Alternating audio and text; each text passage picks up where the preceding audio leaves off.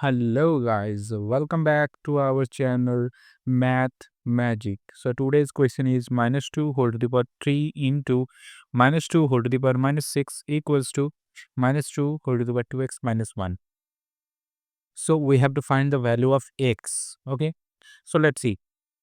So there is a formula that is a to the power b into a to the power c is equals to a to the power b plus c.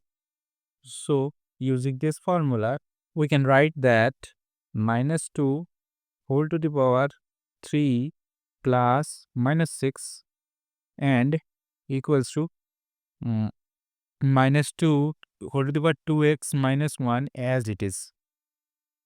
Minus 2 whole to the power 3 minus 6 equals to minus 2 whole to the power 2x minus 1 implies minus 2 whole to the power minus 3 because 3 minus 6 is minus 3 equals to minus 2 whole to the power 2x minus 1 as it is. In the both side, left hand side and the right hand side, both bases are same, that is minus 2.